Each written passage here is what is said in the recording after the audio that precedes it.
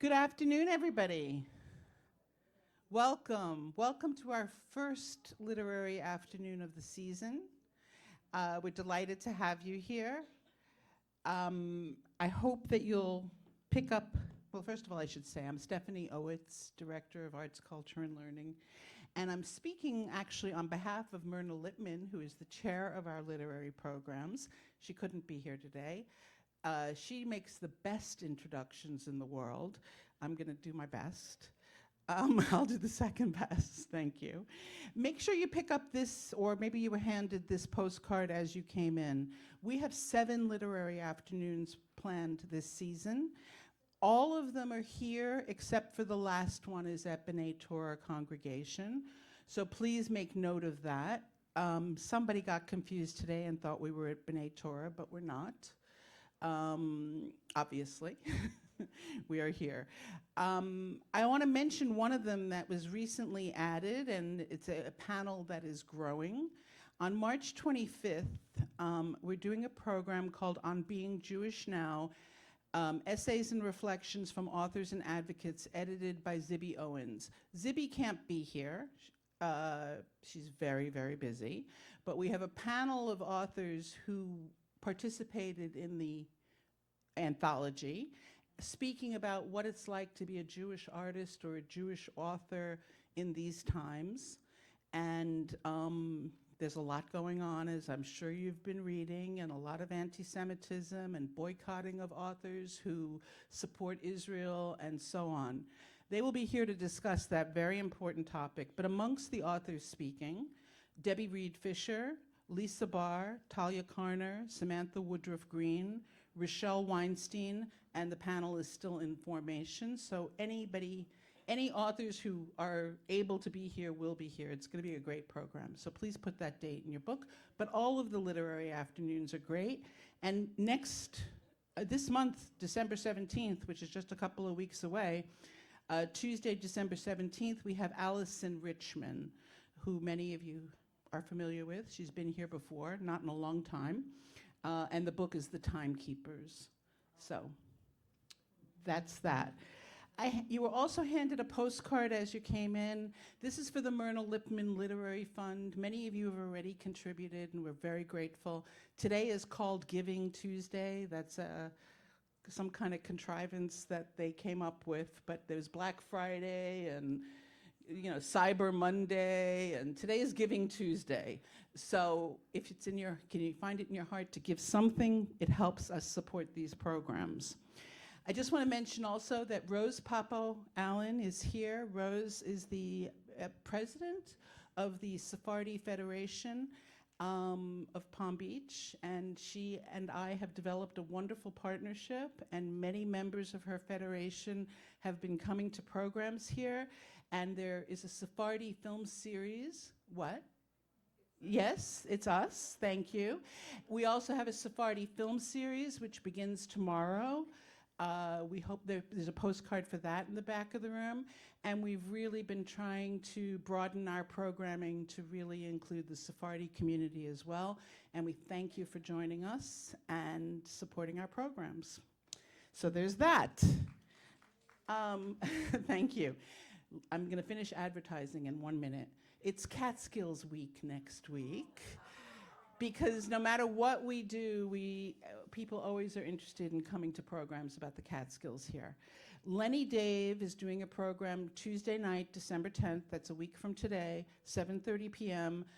The program is called The Borscht Belt's Comedy Legacy with comedy historian Lenny Dave. He's going to talk about the impact of the early comedians in the Catskills and how it's impacted comedy ever since. And then there are 3 films that week as well related to the Catskills. We're doing A Walk on the Moon, Four Seasons Lodge, and When Comedy Went to School. So that's all on the postcard. Pick that up. But there is one more very important thing. Tomorrow morning at 10 a.m., free, here, is the big reveal for our Boca Raton Jewish Film, our Judy Levis Krug Boca Raton Jewish Film Festival. We have a film festival that runs for 2 weeks in February. We have films all year round, excellent films. However, the specific festival is 2 weeks in February at the Movies of Del Rey. And if you come tomorrow morning, you'll see the trailers for the programs that are going to be offered. So you'll have a little checklist, and you can check off, I want to see this one, I don't want to see that one, and you can start to plan your festival. That's tomorrow morning at 10 a.m. All right, then I really am done with that. Pick up postcards and flyers on your way out, please. I'm really delighted to welcome Eric Weintraub today. He's a writer from Los Angeles. He received his MFA in creative writing from Mount St. Mary's University, and his debut novel is South of Sepharad. It was published by History Through Fiction on February 20th, 2024. He wrote a novella called Dreams of an American Exile, and it won 1888 Centers Plaza Literary Prize, and he recently completed a short story collection that was shortlisted for the Flannery O'Connor Award for Short Fiction. His fiction has appeared in The Rush, The Ground Up, Tabula Rasa Review, and other publications, and he has a very interesting job. He works full-time at the Keck School of Medicine at USC, where he writes about complex, groundbreaking medical problems. Yeah, wow. So welcome, Eric. Eric will be here at the end to sign books in the back of the room. I want to encourage you to buy a book. That's how we show our authors our appreciation for their generosity in giving us their time. And I want to thank the Jewish Book Council that makes it possible for us to bring these authors. Thank you, Eric. Great. Thank you so much for that introduction, and thank you so much for having me today. My name is Eric Weintraub, and I'm the author of a newly released historical fiction novel called South of Sepharad that is a fictional retelling of a perhaps lesser known but still extremely important and significant event in Jewish history known as the 1492 expulsion of the Jews from Spain. So first of all, who am I? I was born and raised in Los Angeles, California. I went to school at USC and Mount St. Mary's, where I got degrees in English and creative writing, respectively. And as mentioned, do marketing communications at the Keck School of Medicine of USC. In addition to South of Sepharad, I've written a few other projects over the years.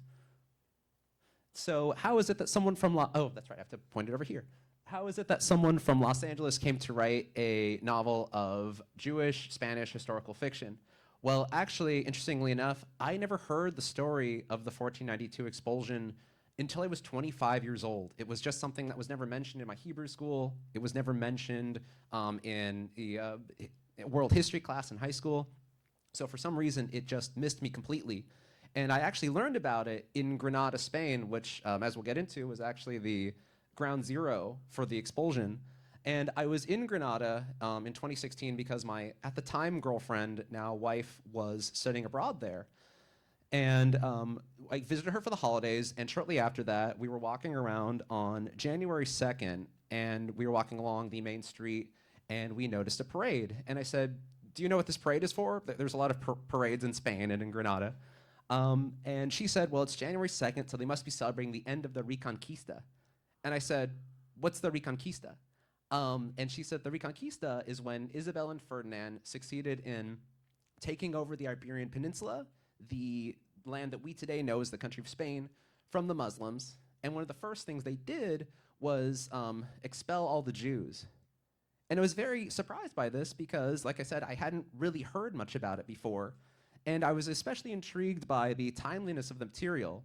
Even though she was telling me a story that was over 500 years old, I was learning about, this was a story of anti-Semitism. It was also a story of mass migration, which is something that felt very relevant back in 2016 when I learned about it, and also relevant today.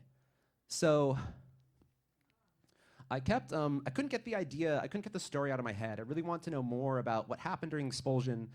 Where did the Spanish Jews go? What was it like to leave? And because I am a creative writing and English major, I figured that I wanted to read a novel on the topic. That's how I like to learn about history or learn about other cultures, as I try to access it through fiction. That to me is very interesting. And so I'm looking for a novel, and I find a few novels that perhaps deal with it tangentially.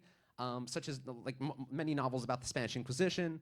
I find a few things that have been written in other languages, but nothing that is for an English-speaking audience, nothing that really feels like a novel that is just about the 1492 expulsion. And I'm very surprised by this, and at first a little disappointed. But then I think, well, I'm a writer. I could write a novel about the 1492 expulsion. So over time, I decided that that was what I was going to do. I was going to write a novel on this topic, but I knew that I couldn't just make it all up. I couldn't just make it history, but mostly fiction. I really wanted to do the most accurate, tell the story as authentically as possible, because I figured there might be other people out there like me who are looking for a novel about the 1492 expulsion or will become interested in it over time. And if they were going to access it through a novel and not a textbook or a history book, then I wanted to give them the most accurate, authentic representation of the events that I could do. And this was actually very tricky because I'm not a historian. I don't have a background in that field. And also, it's not easy always to find sources on this topic. There's no big collection of them online. You can't just walk into a bookstore and look for books on the 1492 expulsion the way you can for maybe more well-known events in world history. So over time, I started to discover authorities, whether that was books on the topic, which I'll discuss more at the end of this lecture, or I attended lectures, met with professionals in the field where I could, just trying to get the deepest understanding as I could of this time period. And in particular, one thing that I learned along the way and learned from everybody that I've talked to up to this point is that I was really looking to see, are there any primary accounts from the generation of Jews who were expelled from Spain? For instance, did anyone leave behind a diary or a memoir that exists to this day? And as far as I can tell, there's nothing like that out there. So I knew that I would not be able to base the novel off of a real person. However, one of the great things about writing fiction that you don't necessarily get with a history book or a textbook is that is where you find the character and discover them and create a character from fiction. And so while that was the main characters in the novel, who was Vidal, who's the physician, and his family, the Harofes, while they are works of fiction, everything around them that happens around them is based on history and fact to the best of my ability. So from there, I decided that I was going to start writing the book. But in order to do that, because this is a on-the-ground telling of the 1492 expulsion from the people who went through it, I had to treat 1492 as if it was a current event for them. So I couldn't just research 1492 and that would be it. That would be all I'd have to know. I had to know everything that these characters would know leading up to this point, the way we know our own history. So that started actually by learning about the history of Spain, the Jewish presence in Spain leading up to the Inquisition in 1492.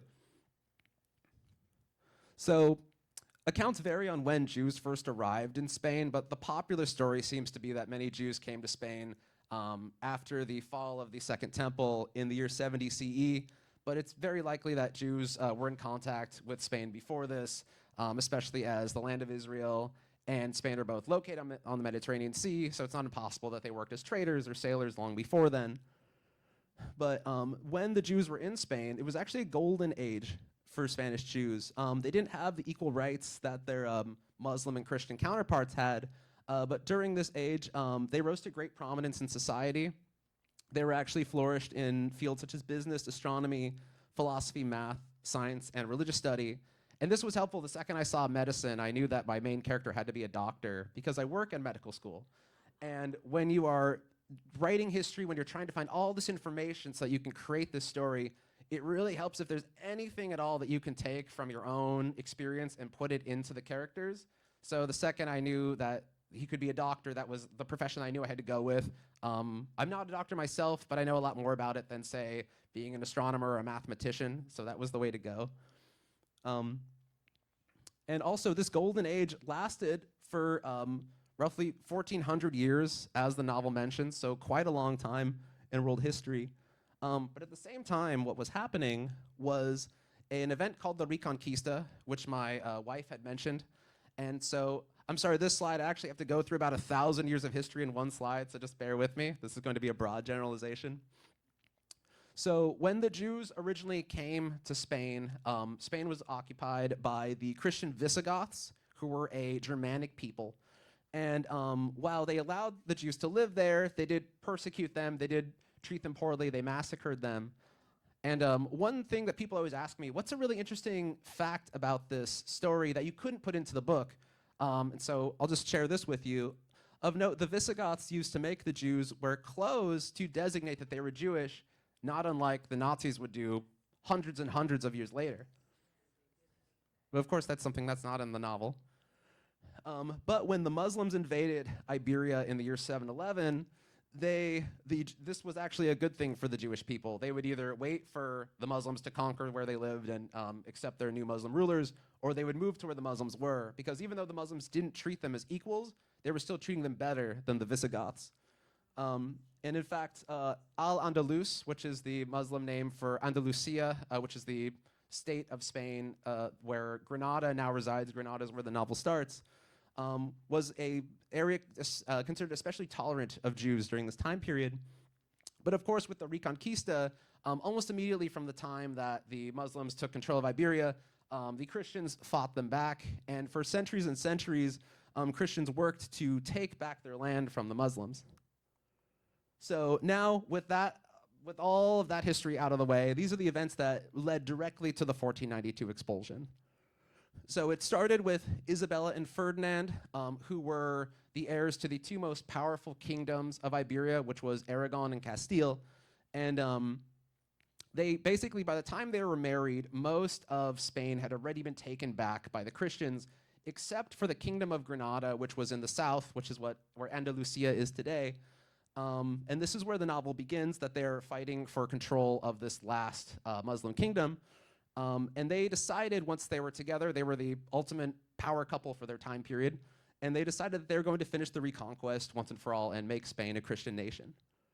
So this is actually a painting from the Battle of Granada called La Rendición de Granada by Francisco Pradilla Ortiz.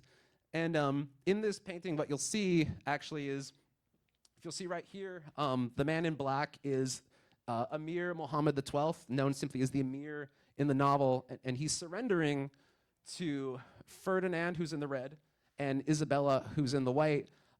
He's surrendering Granada and thus the last Muslim stronghold of Spain. But what's interesting about this painting, which is very famous, is that this event actually never happened, I learned in my research. The Emir did surrender. He actually surrendered in the Alhambra Palace, which is the palace on the hill.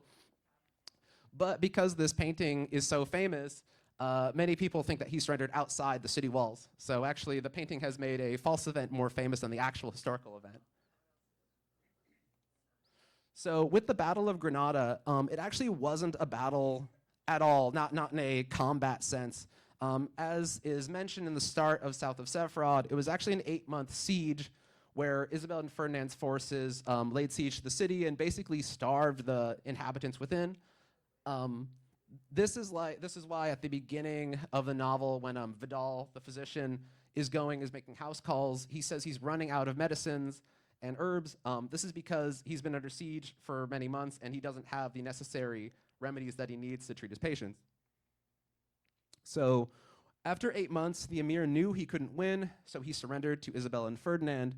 And these original surrender terms, as mentioned in the novel, were called the Articles of Capitulation, and they were actually meant to provide a peaceful transition of power. Nobody was meant to lose their homes or be persecuted due to their religion. So as far as the Emir knew, anything such as the expulsion of the Jews or later the Muslims was never supposed to happen.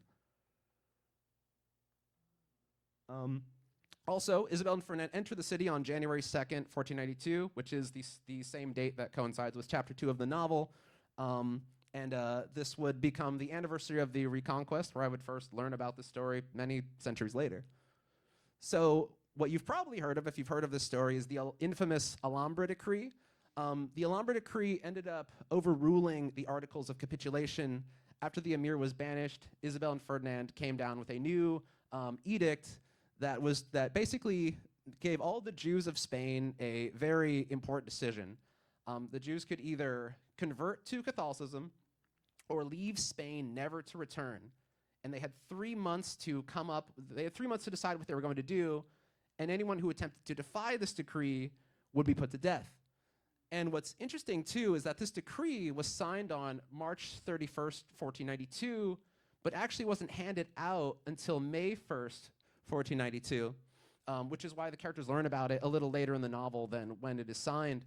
And this basically gave all the Jews of Spain only 3 months to make this decision.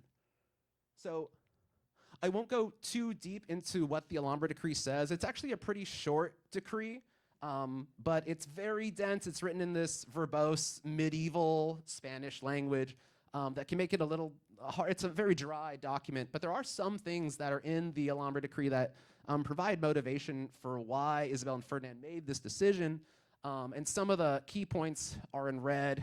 For example, they basically think that Isabel and Ferdinand are trying to make a Christian kingdom, and they think that the Jews are against them and trying to undermine them. So the Alhambra decree basically makes a lot of anti-Semitic accusations that are not founded in truth, but was simply basically a conspiracy. Said that Christians were Judaizing, they were converting to Judaism, said that Jews were attempting to steal faithful Christians from the faith, said that Jews were trying to circumcise Christian children.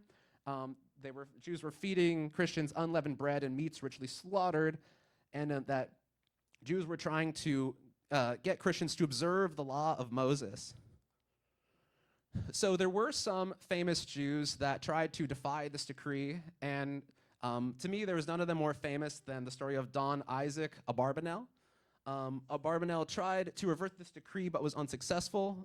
He's actually a very interesting person. He's only mentioned in the novel as a wealthy Portuguese man, but basically, Abarbanel was the finance minister of Portugal, but was driven out by the king, and then became the finance minister of Castile and Aragon, Isabel and Ferdinand's kingdoms, and he actually managed the finances for the Granada War. And the story goes, and the story is told in the novel as well, that supposedly he almost convinced Isabel and Ferdinand to not move forward with the decree, and he was willing to pay them 30,000 ducats in order for them to not move forward with this, to basically try to pay them to not do this. And it's very, very hard to convert medieval currency to modern day currency, so it's very hard for me to tell you what 30,000 ducats would be today. My best guess is it's about maybe 3 years' salary, but I could be totally off on that. But it was quite a bit of money. So the story is Ferdinand almost considered this proposal, and then the Grand Inquisitor, Tomás de Torquemada, who I'll talk about more in a second, told Ferdinand, I quote, "Judas sold our Lord for 30 silver pieces. Would you sell him again for 30,000? And after that, Ferdinand, it was closed. Ferdinand would not consider overturning the decree. Tomás de Torquemada, probably one of the most infamous Spaniards in history. He was the first Grand Inquisitor of the Tribunal of the Holy Office, what we today refer to as the Spanish Inquisition.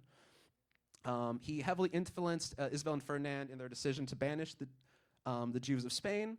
And during his short reign as Grand Inquisitor, he established as many as 24 tribunals throughout Spain, and it's estimated that possibly 2,000 people were executed under his tenure, but this number varies wildly from historian to historian. Of note, he was supposedly the descendant of converted Jews.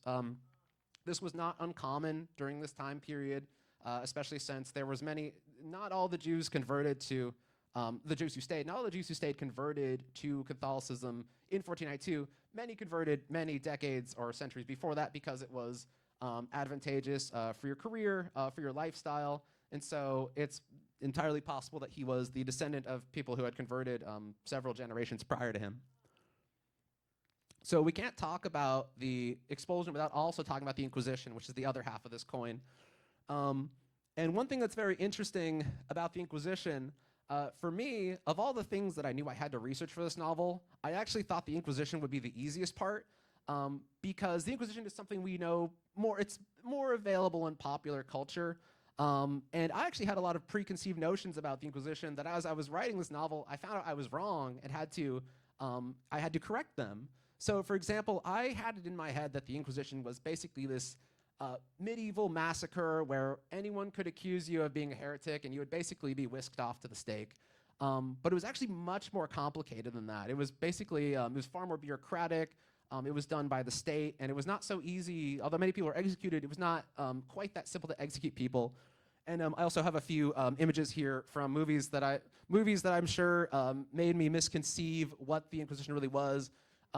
This is I don't know how well you can see it, but this is a clip from Ridley Scott's 1492 Conquest of Paradise, about the life of Christopher Columbus.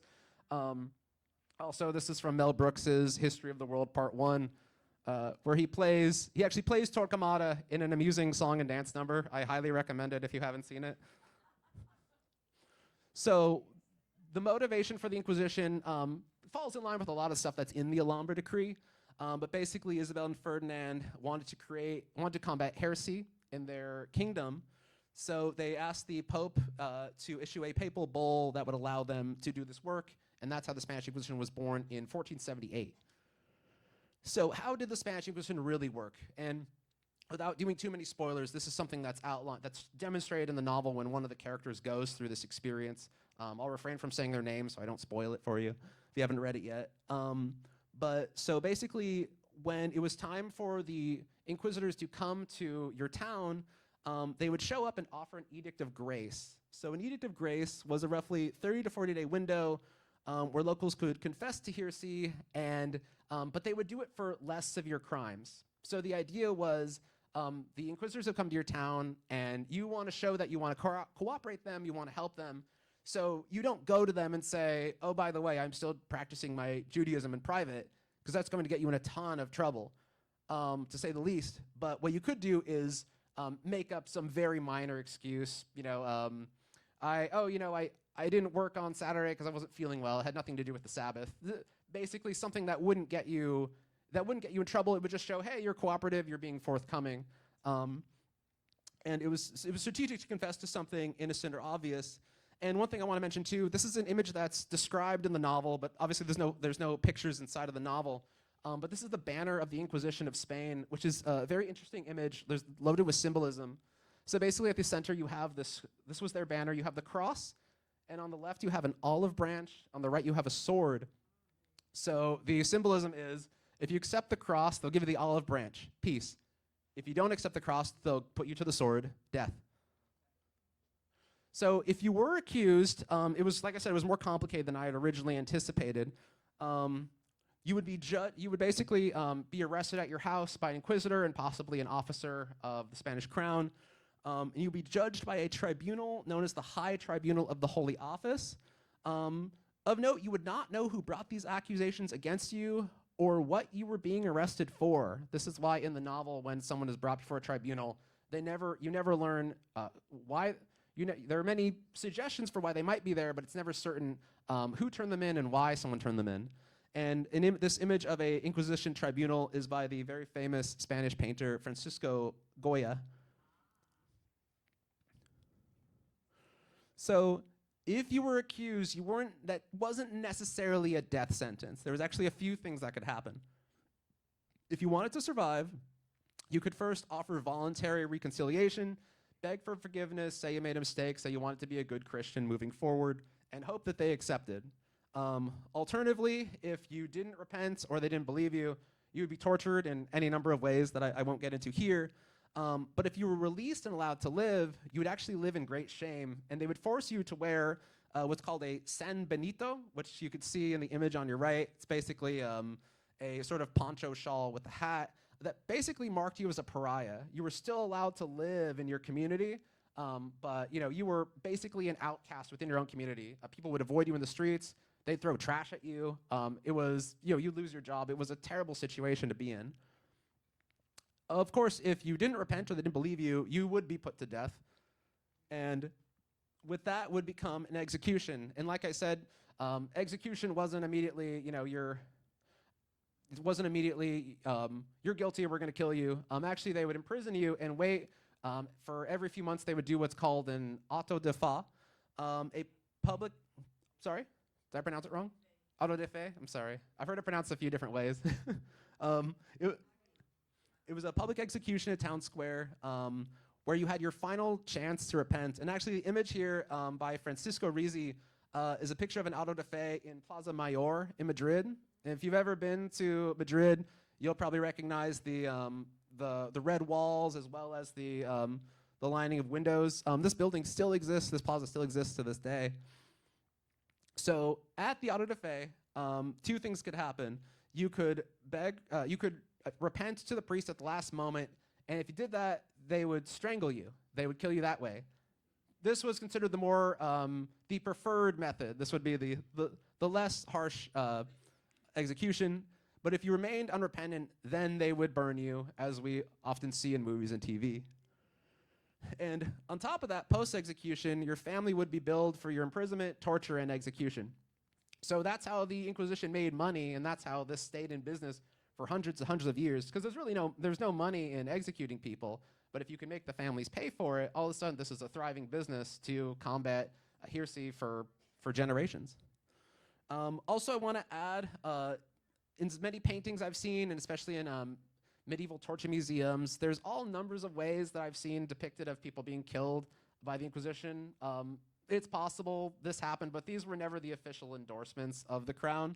Of the Inquisition, I should say. Rather, the two instances I named above would be the official ways that you would be killed. So all of that leads us to the expulsion of 1492 itself. What happened to that generation of Jews who were faced with the Alhambra decree? So some of them stayed. Some of the characters in the novel stay and convert. And usually people who stayed in Spain were upper class and people of influence. They simply had too much to lose by starting over in another country, and it was considered, they didn't know that even though the Inquisition had been in existence for roughly 14 years before this, they didn't necessarily know that the Inquisition was going to continue to seek out people who converted for years and years to come. They hoped that this would actually be good for them, they'd convert, and their lives would be better. If you stayed, you need to convert, and one very interesting thing that I found in my research, and actually the wife of the main character, her name's Bonadonna in the novel, she actually is not as excited. She thinks it's a bad idea to leave. She actually tells her husband, I think we should convert. And at one point she says that she has an offer to go and convert and divorce him. And she can do this legally and it'll be accepted, which is something I found in my research that I was shocked at the time that the church would allow this. But this is something that was allowed. If you were a wife who did not want to go in the company of your husband, you could divorce them. And although this agreement should have allowed them to live in peace, the Inquisition continued to have suspicions of the people who converted for generations to come. And these suspicions would later be extended to Muslims as well, who were forced to convert in the early 1500s, but that's a topic for another book and another lecture.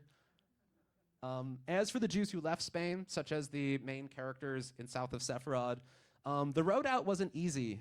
Many of them were given terrible trades for their possessions. So for instance, if your entire community is leaving at once and everyone's trying to sell as much as they can so they can have money for the road, all of a sudden everything is worth nothing. So it wasn't uncommon for, say, someone to trade the deed to their house for a loaf of bread as they were leaving. This was how terrible the trades became. The Alhambra decree forbade the Jews from taking gold, silver, or coin with them. They could only take promissory notes, which is kind of useless because I think if you're leaving Spain never to return and someone staying owes you money, it's pretty unlikely, especially in 1492, that they're going to make good on their debt to you. Also, children as young as 12 were married off before the expulsion so that women could go in the company of their husbands. This is why there's a large subplot in the novel where Vidal's oldest son, Vidal breaks a engagement between his oldest son and the woman he's betrothed to marry because he doesn't think they're not ready to put on a wedding. And then that woman's father quickly remarries her off. This was something that I found in my research. That's why this subplot happened. Also, once they reached Spanish shores, the Jews were price gouged when leaving. Again, they were all trying to leave at once. The sailors knew that they could, charge anything they wanted. So this was extremely difficult to get out.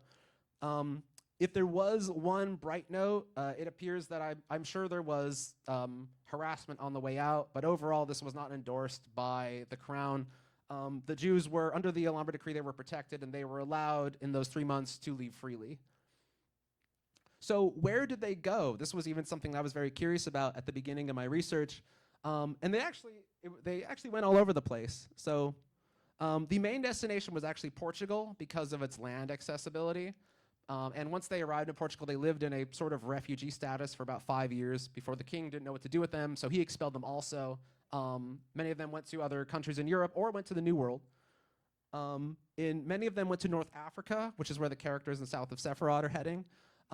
This was another common refuge because it was just across the ocean, just across the Mediterranean Sea, and it was about a 24-hour day's travel by boat, so it wasn't terribly far away. And if you were someone who had means to travel, you could go to Italy or the Ottoman Empire, which for a time were actually accepted the Jews warmly, and that was probably the best place that you could have moved during this time period if you were moving. Of course, I'm not spoiling too much, but there's a section at the end of the novel where a priest warns Vidal about taking a boat out of Spain, and he says that people are being sold into slavery once they're out of the water, or even that the sailors have this idea in their heads that the Jews who are leaving are actually eating their money so that they could smuggle it out of the country. So they were slitting open the bellies of the Spanish Jews at sea. Sorry, this is getting so graphic. They were slitting open their bellies to find the coins that they figured might be inside. So it was very dangerous to leave. The boats were not in good conditions. As we know, the Mediterranean Sea is a very perilous sea to cross. But many did make it. And since my research focused directly at this point on the novel I was writing and not so much the wider, broader story, I also the characters were headed to Fez in present-day Morocco. So I needed to learn more about what it was like for them once they arrived in Fez, and the reception in North Africa. And I was actually surprised. I found mixed accounts. Some historians say that their reception was very good. They had a warm welcome. Others said that they were treated poorly even by the Moroccan Jews who already lived there, and actually found a little more evidence that they were treated poorly. Even came across a derogatory term for Iberian Jews called Mogorishim, which roughly translates to the banished or the expelled. But over time, the Iberian Jews assimilated with the African Jews who had already been there for centuries, as well as the Muslims who were the ruling class of Fez. And there were, of course, initial challenges. The Spanish Jews were perceived as more advanced, and there were economic adjustments from wealthier Spain to more impoverished North Africa. But there has been a Jewish presence in Morocco to this day, although it's smaller. But even Jews are known to serve as politicians in Morocco to this day. And one thing I want to add too, at the end of the novel, there's a scene where one of the characters is bar mitzvahed, and I was really looking for a synagogue from 1492 Fez that I could feature in the novel, and I couldn't find anything that went that far back, but I was able to find this synagogue in Fez that was built in the 1600s, so that was the closest approximation I should get. So the descriptions of the synagogue in the novel actually are inspired by this synagogue. And of course, not everyone made it out either. This is a painting by Joaquin Torina y Ariel called The Expulsion of the Jews of Sevilla. When Jews realized they would be unable to escape, they had no choice but to convert.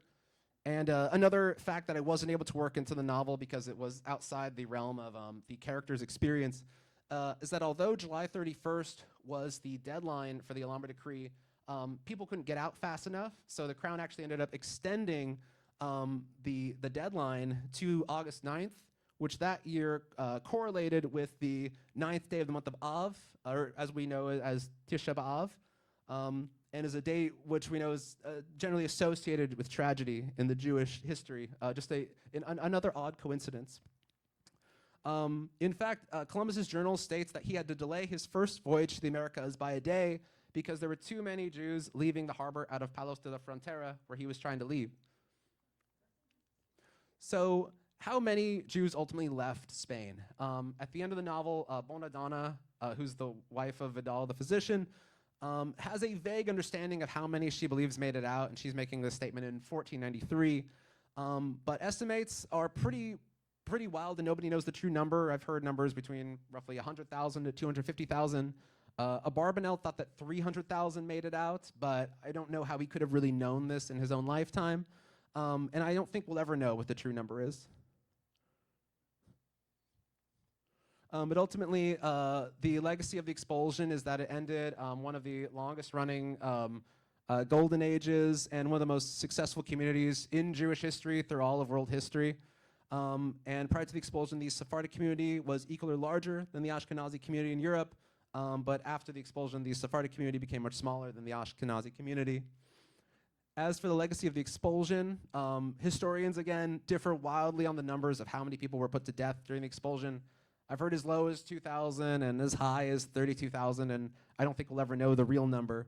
But what we do know is that the Spanish Inquisition was not officially abolished until July 15th, 1834. So that's some almost 350 years later. So this went on for a very long time into the United States history, into the discovery of the New World, as we call it. So this is a legacy that still haunts Spain to this day. That is getting towards the end of my lecture. I just want to reference a few. There were many texts that I referenced for this presentation as well as the novel, but I wanted to point out some of the ones that I felt were the most helpful for me, books that I like to share. Here's just a few more. Some of them about any number of things. Some about the history of Granada, some about the history of Spain during this time period, some about medieval medicine, because I had to know how it was that Vidal would conduct medical procedures during his time. And just to close, I was very lucky towards the end of writing this novel. I was looking for authors to blurb the novel, and a historian I really respected who had written some books that I'd read. His name was Teofilo Ruiz, and he teaches at UCLA in Los Angeles. And I reached out to him hoping that he might blurb the novel. And I told him also about some of the research I was doing and how I was doing everything I could to make it as accurate as possible. So he was extremely generous with his time and said, not only am I going to blurb this novel for you, in fact, you could find the blurb on the back cover, but I'm also going to fact check it for you. So I was very lucky that I had an expert. He's one of the top medievalists in the country. I was very lucky to have him help me out with this. Of course, I will say if there are any historical inaccuracies, I take full responsibility for those. That's not on him. But it was really nice to have someone give an extra pair of eyes. Ultimately, that's my presentation. I want to thank you so much for your time. Thank you. Do I? Yeah.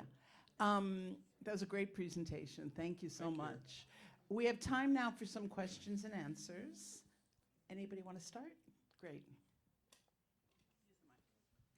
Thank you so much. A question and then a few comments. How did a nice Jewish boy like you wind up at St. Mary's? You don't have to tell me. I actually have a really good answer if you want to hear. You it. Yeah. Good, good. Oh, so it's so interesting. I was looking for an MFA program, and a lot of schools have gotten rid of them. Oh, well, basically, there aren't a lot of places you can go and get an MFA and work at the same time. And I didn't think it was a great idea to quit my job and go pursue an MFA in creative writing for 2 years. Right. And I was lucky that Mount St. Mary's had recently created a program that was especially for people who work. That was a nights and weekends program. Still very intense. That doesn't mean that they were easy on us. But that's how I ended up there. I'd like to say I love historical fiction. I do not know much about this particular period, and I'm anxious to read your book. I think it's unfortunate in schools today, in general. History, it's just not happening. Let's hope that if younger generation read enough historical fiction, because you do learn a lot, and it eases your way, the fact that you're reading a story. But it's true. It's a true history, and I appreciate that very much. Thank you so much. I hope so too. Yeah. Thank you. Other questions? Who can I pass the mic to? I have a question. So you did a tremendous amount of research, and it shows in the book. Tell us about the development of the characters in the story. How did that happen? Because it's a very interesting story. So with the development of the characters, I tried to treat them a lot like we are now. I didn't want to. Oh, is that my feedback? Oh, if I yeah. I tried to imagine this as, even though this historical novel, I tried to imagine it as a current novel and wanted to write them as if they might exist today. So it was a combination of trying to see them as people that might be alive today, while also putting all of this research in. And as for individual characters, a lot of it came in actually the drafting phase, was sort of seeing maybe I'd say the first draft was probably more plot-based. And I was actually very lucky because this is such a clear-cut plot. It's just people need to stay or leave, and they have 3 months to get out. That's essentially the entire plot of the novel. So you can hang a lot of writing onto that. So the first was just kind of seeing how they would interact in these situations. And after that, going through revisions, it was time to make them all a little different, make them more individual. And they were, basically developed through their actions. For example, Vidal, the main character, I needed to read an entire book on medieval medicine and see who were maybe the prominent scholars of that time to kind of have an idea of how he would perceive things. Because, for example, there were things like the Hippocratic Oath, but there was no Hippocratic Oath back then. So you have to see how does he care about these patients? What are his priorities? And also one thing that was very challenging too was with the female characters, women were often treated as more or less second-class citizens during this time period. So I figured, how do I write a novel where they are given agency and they're made into three-dimensional characters without maybe betraying what really happened and just making it untrue the way they behave? So really, it was having them work to advocate for themselves, kind of within their own confines. For instance, the wife Bonadonna, with her, it was very hard because I decided that if Vidal wants to go, he wants to leave, then it would be interesting duality and conflict if Bonadonna wants to stay. But that's tricky because why does she want to stay? That was something I wrestled with for a long time. And then I realized that, well, she wants to stay because she thinks it's dangerous and she doesn't want to put her children in danger. And all of a sudden you have this character with this very strong motivation that still works within the confines of maybe the social situation that she was in during the time period. Very interesting. Yes. Oh, we have a few questions? Here, take the mic. Okay. I just want to know, are you researching another book? Oh, right now I'm not researching another historical fiction novel at this time. I've actually looked into a few topics that I've been interested in, and I'm not sure if I'll move forward with them. Sometimes you look at something that you think will be interesting, and sometimes it's like, oh, it doesn't lend itself well to like a novel or story the way this one did. But actually working on another novel right now that's set in current times. That's about a family that owns a Jewish deli in Los Angeles. Yeah, thank you. So that's something that I've been working on, which requires a different kind of research, but not necessarily historical research. But I hope to write more historical fiction in the future. Oh, thank you. Thank you for saying that. Hi, I once read an article that the Spanish government was allowing Spaniards, if they had evidence of having had to convert, that they would be, I don't know, do you know anything about that? Yeah, I think so. They made an official apology for the Inquisition in a date that's escaping me, but I believe you're talking about, I think it was, I want to say 2015. They were saying if you could prove your Spanish ancestry, we'll give you Spanish citizenship. I've met people who have it's so funny, I've met people who have made the claim that they never moved forward with that. I've also met people who have said, oh yeah, we actually did that, and now my family is a dual American Spanish citizen. So it sounds like something that is happening. I've even heard it's not that incredibly difficult if you can prove it, and it could be difficult to prove it. The person I met who had done it said they proved it through 23andMe. Again, that was just one sample, so I've heard a lot of different stories, but it sounds like something that if you can prove it, it's not the hardest thing in the world to do. I don't know how many people are doing it though. Was it hard to do? Okay, I've heard. Yeah, actually, it was successful, but it was very difficult, and both Spain and Portugal had two separate programs, but they're all, both programs are over. There was just a limited number of years that you could do it. But the interesting thing was a lot of Israelis, young Israelis, followed through on the Portugal one because Catalonia, which was kind of a separate area, lent itself to agriculture and to spaces where these young Israelis saw themselves going and setting up, their home-based tech companies. And actually, there's a little bit of a group, big group that moved from Israel. It's still happening. To Portugal. Now, I wanted to make one comment because I wanted to thank you so much for writing this story. In your lecture, you mentioned that it was difficult to find a first-person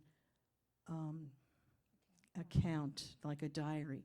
There's a very good reason for that, because they could not have any kind of evidence of their Jewish identity, because it would be evidence against them. So there was that there's deliberately missing. And so what you've done with this novel is given voice to those people that we've really missed and lost. And Thank you so much. Oh, yeah. Means a lot to Thank you us. for saying that. I'm a converso. I was born in Portugal, Mhm. and my grandmother told me when I found out we were Jewish that they had a diary, and a lot of them hid it in the walls. Mhm. They found one in Sabugal, Portugal, which is near Belmonte, Mhm. with their diary, how they had to convert and all that. Okay, so there were only very few. And one of the things you did not mention, but I will tell you, in Portugal, because my family came from Spain, from north of Portugal, from North Spain to Portugal, and they remained in the north. And in Guarda, which means guard, because it's right next to Spain, that's where all they came within. When they were forced conversion, Dom Manuel of Portugal, they forced the conversion, and some of them that converted, they had the mezuzah engraved on the stone wall, and they put a cross. So that if they didn't do that, they would come in, and the ultimatum was, Dom Manuel said, either leave or convert, but if you don't leave, you can't take your children. That was Portugal.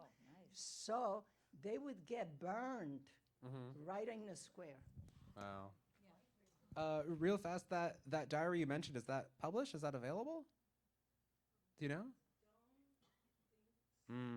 Okay. I found that out. No, because during Salazar, they found these things, but Salazar, they came around, and my grandmother had something that was burned.